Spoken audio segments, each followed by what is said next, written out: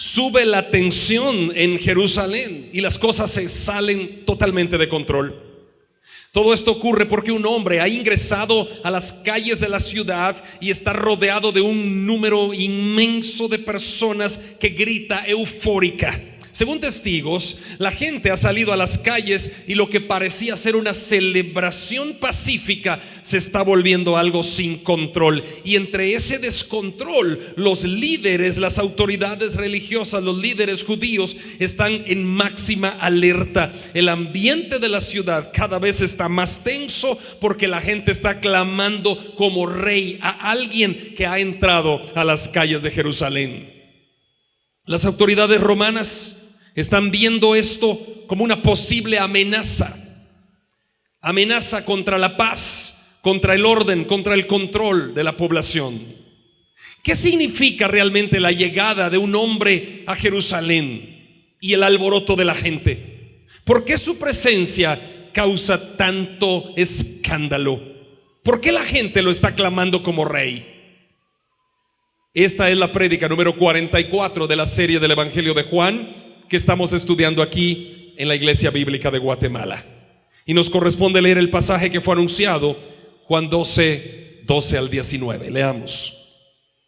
El siguiente día, grandes multitudes que habían venido a la fiesta, al oír que Jesús venía a Jerusalén, tomaron ramas de palmera y salieron a recibirle y clamaban: Hosana, bendito el que viene en el nombre del Señor, Rey de Israel. Y halló Jesús un asnillo y montó sobre él, como está escrito: no temas, hija de Sión, he aquí tu rey viene, montado sobre un pollino de asna. Estas cosas no las entendieron sus discípulos al principio, pero cuando Jesús fue glorificado, entonces se acordaron de que estas cosas estaban escritas acerca de él y de que se las habían hecho. Y daba testimonio la gente que estaba con él cuando llamó a Lázaro del sepulcro y le resucitó de los muertos, por lo cual también había venido la gente a recibirle, porque había oído que él había hecho esta señal. Pero los fariseos dijeron entre sí: ya veis que no conseguís nada, mirad, el mundo va tras él. Hermanos, nos encontramos en un punto de gran tensión en la ciudad de Jerusalén a causa de Jesús. Y es que el Señor estaba haciendo su entrada en Jerusalén en medio de la aclamación popular, una gran multitud de personas. Por otro lado, los líderes judíos querían deshacerse de Jesús, pero este Jesús estaba causando tanto alboroto que ya no sabían ni qué hacer con él. Las máximas autoridades del Sanedrín ya habían decidido que Jesús debía morir. Y justamente en ese momento que las autoridades deciden que Jesús debe morir, es cuando Jesús decide entrar a Jerusalén. Qué contradictorio, ¿no? Las autoridades dicen: este Jesús debe morir. Y en vez de esconderse Jesús, no, él sale a luz pública y entra en las callejuelas de la ciudad montado sobre un burrito. En ese momento quedaba menos de una semana para la celebración de la Pascua, de la fiesta de la Pascua. Esa fiesta conmemoraba la liberación del pueblo de Egipto, la liberación de Israel del pueblo de Egipto.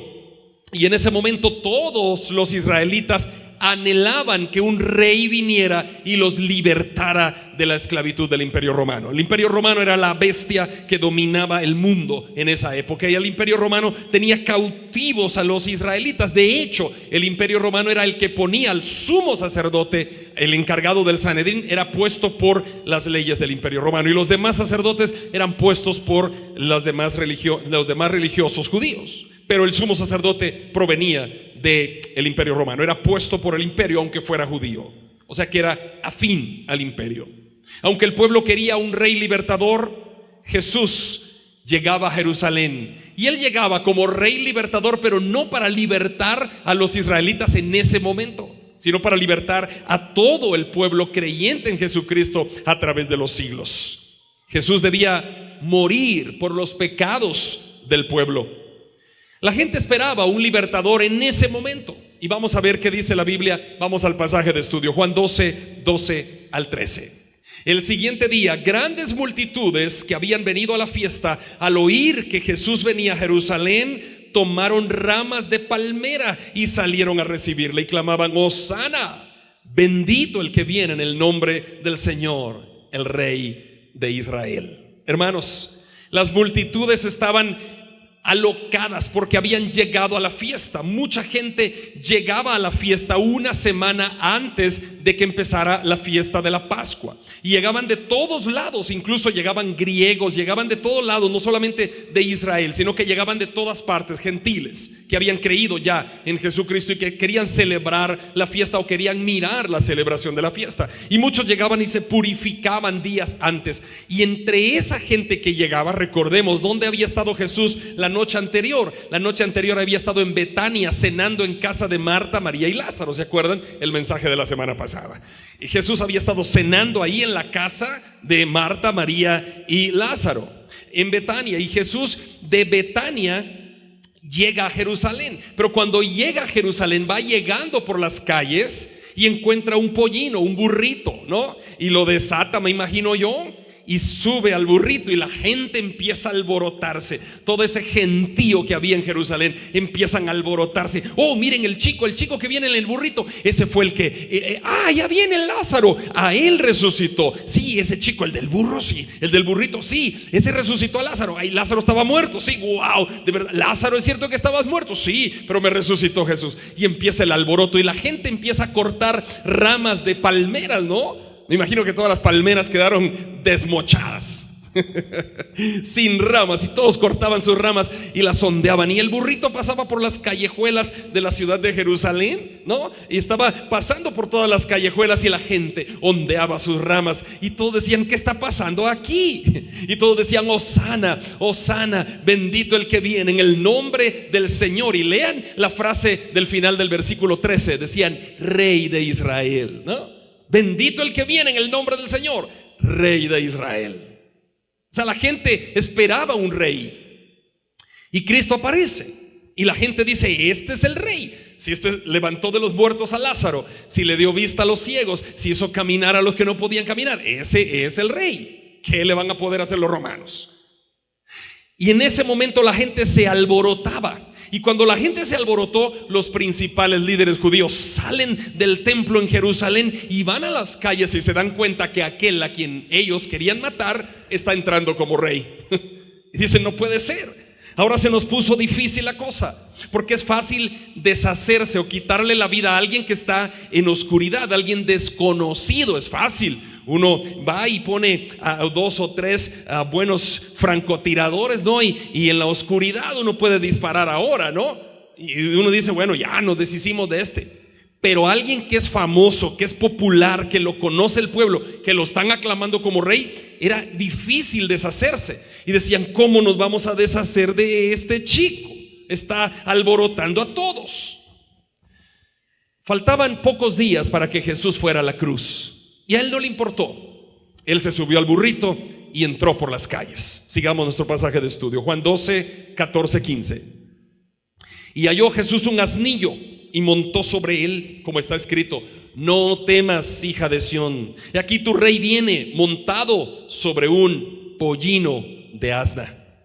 Al entrar, hermano, de esa manera a Jerusalén montado sobre un burrito, Jesús estaba cumpliendo exactamente lo que el profeta Zacarías había profetizado muchos siglos antes, 4 siglos antes, 400 años antes de esta escena. Zacarías ya había escrito en profecía que así debía entrar el Mesías a Jerusalén.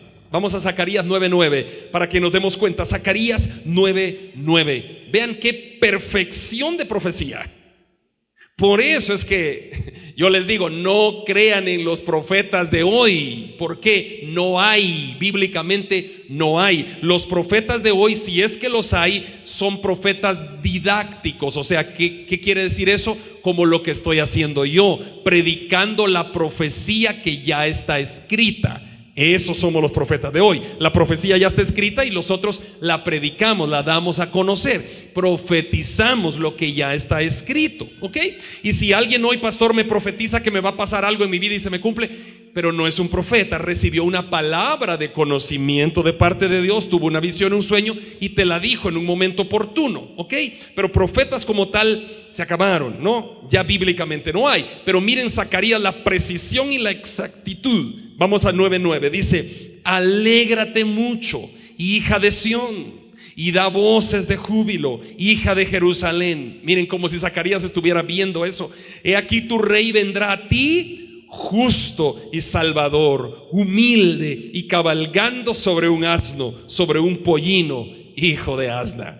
Zacarías está profetizando 400 años antes, como si estuviera viendo lo que está pasando en Jerusalén. Es exacta la profecía. No hay duda, hermanos, que Juan, que había leído la profecía, trae a colación esta profecía de Zacarías. Ahora para nosotros es muy fácil, ¿no es cierto? Porque nosotros hoy tenemos toda la Biblia completa.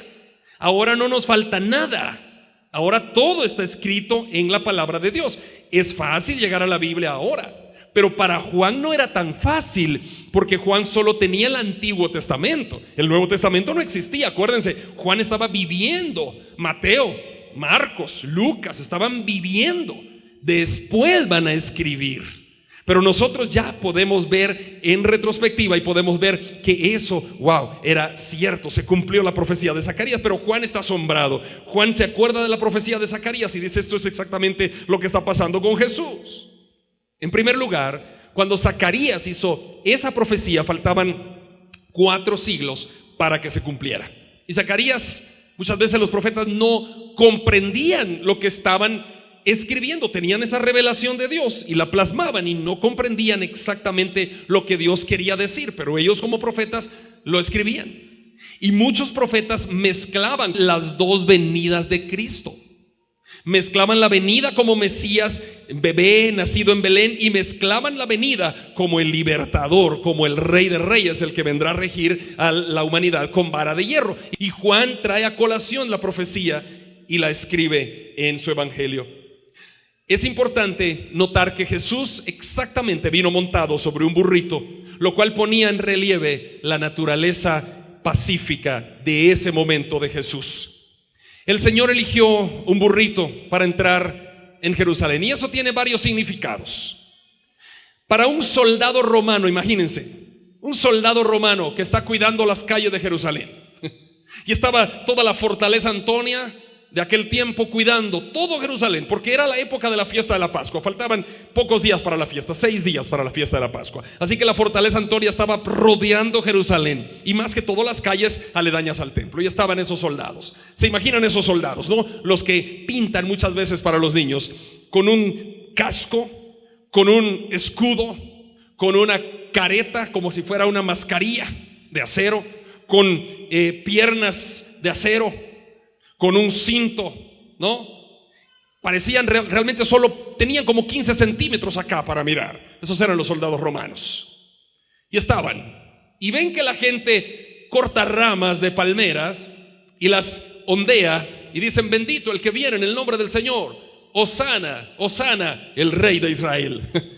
Y los soldados romanos decían: esto no es una amenaza, esto es un chiste. El rey en un burro. ¿Ese es el rey de los israelitas? No te digo. O sea, en vez de alebrestarse, en vez de ponerse así, no. Yo digo que por radio les hablaban, si es que hubieran tenido radios. No se preocupen, soldados, no se preocupen, todo está bien, todo está en calma. Este chico está en un burro, no pasa nada. ¿Qué sé yo? Yo qué sé qué señales hacían. Las del burro, no pasa nada. Yo no sé, porque no habían radios. Entonces ven a Jesús, que me imagino que hasta los pies le arrastraban, porque dice que era un burrito, un pollino, burrito pequeñito, como de aquellos caballitos pony, tamañito, ¿no? Y le arrastraban hasta los pies, me imagino yo. Entonces Jesús escoge eso, y todo el imperio romano no cree que es el rey de los judíos. No cree, y dicen: no, ese no puede ser. ¿Habrá otro punto en el circo? Este es el primer punto del circo, ¿no? Pero ¿habrá otro? ¿Quién viene después? Vamos a ver. Nadie le hizo caso. Todos lo dejaron pasar por las calles. Ellos estaban acostumbrados, los soldados de la fortaleza Antonia, a ver a sus emperadores que venían en aquellos caballos blancos, tirados por las carruajes, tirados por 2 o 3 caballos blancos, y soldados de un lado, soldados del otro lado, soldados atrás, soldados adelante. Y eso sí era el emperador romano. Allá viene el César, y estaban acostumbrados. Pero este chico en burro no nos hagan reír. Este es el rey de los judíos. Con razón los judíos están como están. La pregunta que nos hacemos muchos teológicamente es: ¿por qué Jesús tuvo que venir 2 veces? O sea, ya vino una, ¿no? Tendrá que venir otra. ¿Por qué no solo una? Para redimir a la humanidad. Es más, yo me hacía una pregunta cuando era más joven y le preguntaba a mi papá. Y le decía: papi, ¿por qué tuvimos que haber nacido? ¿Por qué tuvimos que haber nacido? ¿No podía Dios solo llevarnos de donde estábamos al cielo sin pasar por acá? ¿Por qué pasamos por acá en la tierra? A sufrir, a pecar, a hacer esto y lo otro, y a ver si nos vamos a salvar o nos vamos a perder. ¿Por qué no solo nos agarró de donde estábamos y ya, salvados? Lo que pasa es que son los misterios de Dios, ¿no? Porque recuerden que la tierra era nuestro planeta. Dios la hizo para el ser humano, ¿se acuerdan eso, no? Dios hizo la tierra como nuestro planeta eterno. Pero Adán falló y Adán pecó. Y en Adán todos los humanos pecamos. Adán pecó y el pecado entró a la raza humana. En Adán todos pecaron, y por eso era necesario que viniera Cristo. ¿Por qué 2 veces? La primera vez para redimir todo ese pecado de la raza humana. Cristo vino para redimir. Antes los pecadores o la gente que pecaba llevaba una vaca si tenían buena plata, y si no tenían tanto, una palomita al altar, y mataban el animal, y la sangre del animal expiaba los pecados y perdonaba a la gente por ese pecado. Pero luego volvía a pecar, había que traer otra vaca. Yo me imagino que había gente que traía vacas por cantidades. Imagínate cuánto peca la gente, cuánto pecamos, ¿no? Imagínate que aquel vaquerío, ¿no? Era una cosa impresionante. Pero Jesús vino para que a través de la sangre de Jesucristo toda la humanidad pudiera ser expiada de pecados. Y entonces en Cristo encontramos la liberación del pecado. Así que era necesario que Él viniera la primera vez, porque no podía redimir a una naturaleza caída.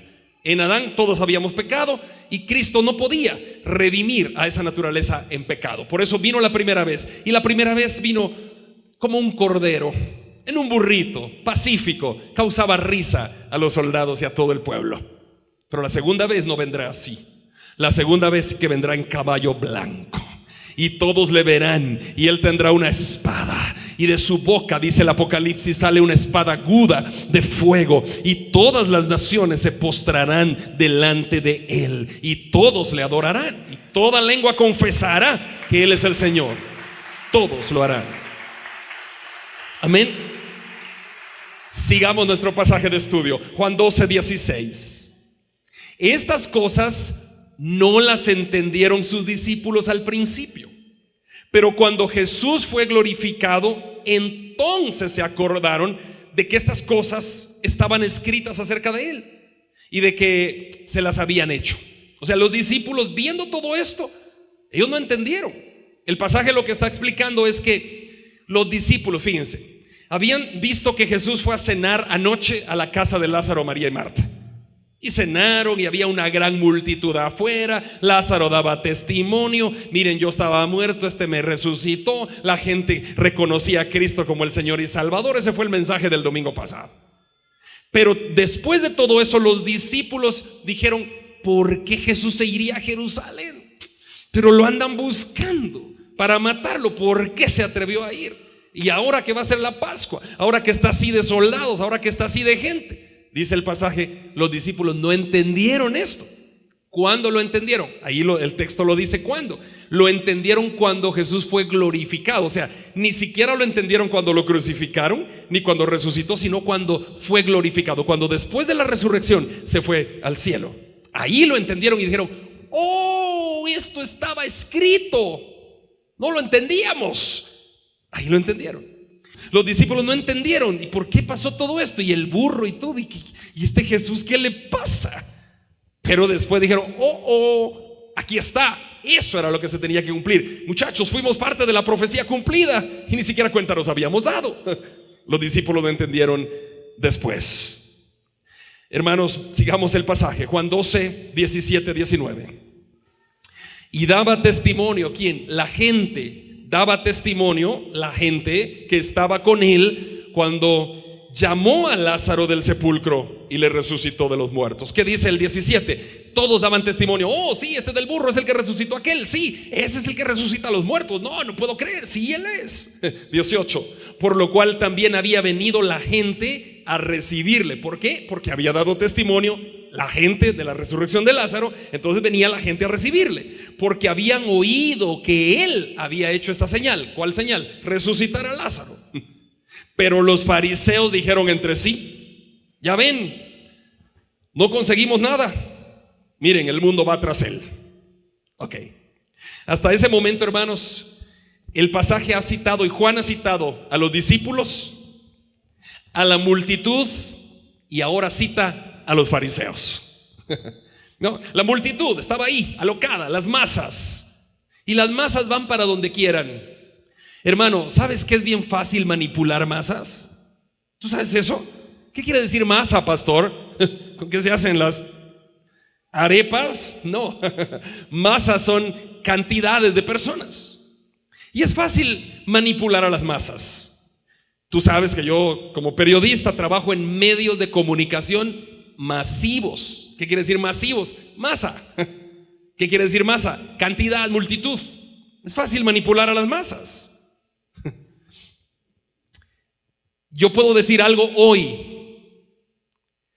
en televisión, o imagínate, mañana puede salir en primera página de los periódicos de Guatemala algo ahí, y ese algo que salga es de ti, hablan de ti, una noticia tuya. Pon tu nombre ahí, tu foto ahí, y dicen algo ahí, y esa noticia puede ser falsa, pero jamás te quitas eso de encima. La gente va a pensar que era real. La gente va a pensar que realmente eso eras tú y tú estás haciendo ese error, ¿no?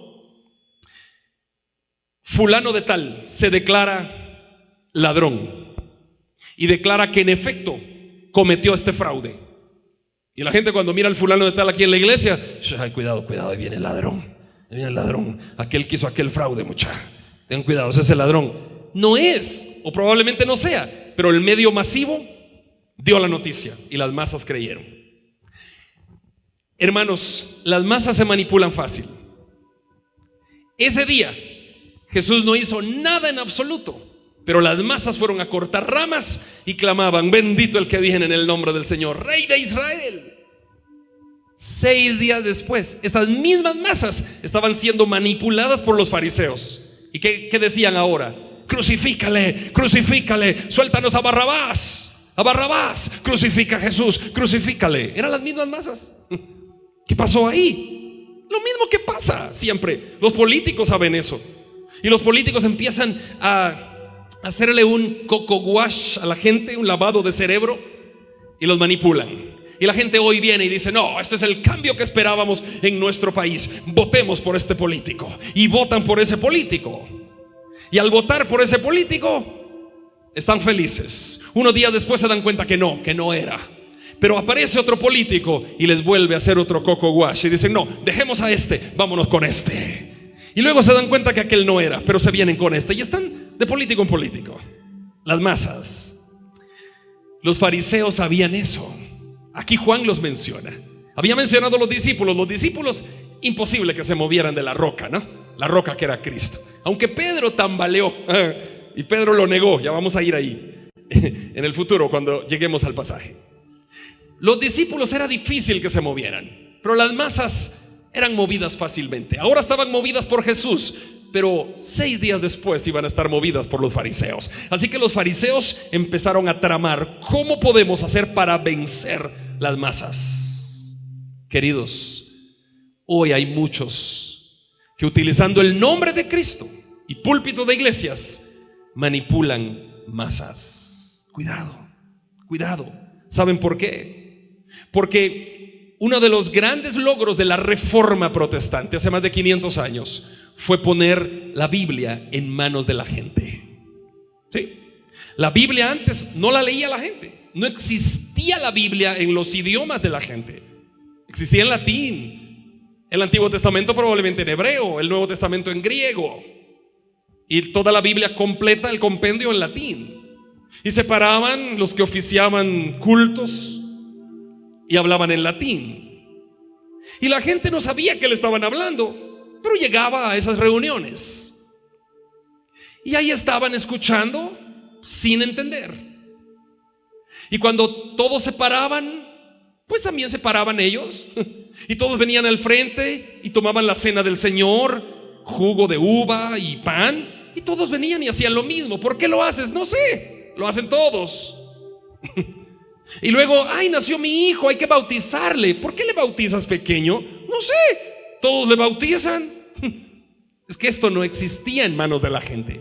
Entonces la gente se dejaba manipular por los líderes. Y desde el tiempo de Jesús, los líderes eran los únicos que tenían la Torá. ¿Ustedes creen que la tenía la gente? No, si eran unos grandes rollos, unos pergaminos del grosor de esas columnas, unos rollos. Y había que desenrollar el pergamino y ellos leían. Y los demás creían que era palabra de Dios. Pero uno de los logros de la reforma es que puso este libro, la Biblia, en manos de todos nosotros. Y cuando nosotros vamos a la Biblia decimos, oh, es que esto que estamos haciendo no es así. Tenemos que cambiar. Y ese es el logro más grande de la reforma protestante: poner la Biblia en manos de todos. Y la Biblia empezó a ser traducida al idioma inglés, y después al español, y después al alemán, y después llegó a todos nosotros, a las etnias y todas. Y hoy con la inteligencia artificial es fácil traducirla a cualquier lenguaje de todos los que se hablan, ¿no? Cualquier idioma, es fácil. Ahora nosotros nos damos cuenta. Por eso yo siempre digo que la única arma que saca a un pueblo del subdesarrollo al desarrollo es la educación. No hay otra arma. No es que tú regales bolsas de comida, que tú regales dinero, que tú regales casas. No. Eso no saca a la gente al desarrollo. Lo único que saca a la gente al desarrollo es la educación. Cuando la gente empieza a educarse, empieza a abrir los ojos. Dice, wow, eso es lo que hizo Cristo. Cristo les empezó a abrir los ojos a la multitud, y la multitud se empezó a dar cuenta que estaba siendo manipulada por los fariseos de la época. Y Juan los trae a colación a los fariseos. Eran los manipuladores, los que tenían negocios en el templo. Esas vacas que sacrificaban no las traían de sus corrales los pecadores, no, las vendían ahí los chicos, los fariseos. Allá en el corral valía un precio, aquí el doble de precio. ¿Has pecado, chico? No, aquí está la vaca. Aquí te la voy a pagar. No, tienes que cambiar tu moneda por la moneda del templo. Y eran negocios. Y Cristo llega a escena. Y cuando Cristo es crucificado y todos saben que ya no se necesita más vacas, sino que la sangre del Cordero los limpia de todo pecado, ahí sí se les cayó el negocio a estos sacerdotes. Hermanos, los fariseos siempre querían manipular a las masas. El mundo va tras él. Lean de nuevo el versículo 19 y terminamos. Juan 12, 19. Pero los fariseos dijeron entre sí: ya ven, no consiguen nada, no conseguimos nada. Miren, el mundo va tras él. Hermanos, los fariseos realmente estaban preocupados, pero Juan estaba relatando esta historia de manera tan puntual que Juan, unos años después, ya de viejito, lo llevan al exilio a la isla de Patmos. Y allá en la isla de Patmos Juan llega a ese exilio. Y en esa isla no había nada, era inhóspita. No había nada, piedra colorada, color rojizo, solo polvo. El mar bañaba esa isla de Patmos en el día, era un calor sofocante, impresionante. Y en la noche un frío abrumador. Y Juan ahí mandaban a los presos que no querían quitarle la vida. Y Juan de viejito lo mandan a Patmos. Y allá recibe la visión de Apocalipsis. Y en Apocalipsis 7, 9 al 10, leamos esto, 9 al 12, Apocalipsis 7, 9. Juan escribe proféticamente lo que va a pasar contigo y conmigo. Y Juan trae a memoria la entrada triunfal de Jesús en Jerusalén. Y Juan dice, Apocalipsis 7, 9: después de esto miré, Y he aquí una gran multitud, la cual nadie podía contar. Fíjate, ¿de dónde llegaron? De todas las naciones y tribus y pueblos y lenguas. Ahí estabas tú y ahí estaba yo, que estaban delante del trono, en presencia de ¿quién? Del Cordero. ¿Y cómo estaban? Vestidos de ropas blancas y con palmas en las manos. Mira, Juan está recordando la entrada de Jesús en Jerusalén. Versículo 10: y clamaban a gran voz diciendo: la salvación pertenece a nuestro Dios, que está sentado en el trono, y al Cordero. 11: y todos los ángeles estaban en pie alrededor del trono y de los ancianos y de los 4 seres vivientes, y se postraron sobre sus rostros delante del trono y adoraron a Dios diciendo: amén. La bendición y la gloria y la sabiduría y la acción de gracias y la honra y el poder y la fortaleza sean a nuestro Dios por los siglos de los siglos. Gloria a Dios. Hermanos, aplaudan al Señor. Oh, ¡qué maravilla! ¿Te imaginas esa escena? Si la escena de ver entrar a Jesús a Jerusalén fue fantástica, en ese burrito, imagínate ahora esta escena cuando tú hayas perdido la vida aquí en la tierra, cuando tú ya no estés en este plano, y cuando estés frente al Cordero, frente al trono de Dios el Padre y frente al Cordero, y tengas palmas en tu mano. ¿Te imaginas esa escena? Cuando el Señor esté allí en el trono juntamente con Dios el Padre, los ángeles del cielo, los 24 ancianos, los 4 seres vivientes, toda la creación, y tú y yo estar ahí. ¿Qué vas a pensar tú? ¿Qué voy a pensar yo? Yo voy a pensar: yo no soy digno de estar acá. Yo soy pecador. Yo no soy digno. Y voy a tener una palma en mi mano, y cuando el Cordero entre por esa puerta y llegue al trono de Dios el Padre, nosotros vamos a decir: amén. La bendición, la gloria, la sabiduría, la acción de gracias, la honra, el poder y la fortaleza pertenecen al Señor y al Cordero. Gloria a Dios. Hermanos, esa es adoración pura. Eso es adoración. Yo no sé qué vas a pensar tú, pero yo me imagino que el día que salga de esta tierra, yo iré asombrado por lo grande que el Señor hizo en mi vida. Porque siendo yo un pecador que merecía el infierno, por cuanto todos pecaron, dice Romanos, y están destituidos de la gloria de Dios. Yo estaba destituido y tú también. Pero yo no sé qué vas a pensar tú, pero yo voy a pensar: ¿quién soy yo para estar aquí frente al Cordero, frente a Jesús? Y va a ser imponente la autoridad del Señor. Va a ser imponente. Lo vimos entrar en un burrito, pero ya no es así. Lo vimos nacer en el pesebre como bebé, pero ya no es así. El Señor es todopoderoso. Piensa tú en el gobernante mundial del mejor país del planeta, el que tú tengas en la cabeza, yo no sé cuál es. Piensa en el gobernante mundial y mira qué poder tiene, qué poderío militar, qué poderío de armas, qué poderío económico. Mira cómo doblega a las naciones. La Organización de Naciones Unidas se doblega ante porque este tiene poder, gran autoridad. Ahora piensa en el Señor Jesucristo. Él es más poderoso que cualquier rey, que cualquier ser humano. Él es Rey de reyes y Señor de señores. Y Él es nuestro Dios, nuestro libertador, nuestro Cordero, nuestro león. Él es el Rey. Él es el Rey.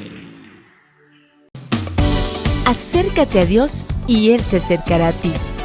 Te invitamos a conectarte con la palabra de Dios todos los días a través de este canal, en esta red social. Si vives en Guatemala, te esperamos en nuestras reuniones semanales. Iglesia Bíblica de Guatemala. Predicamos la verdad de las Escrituras.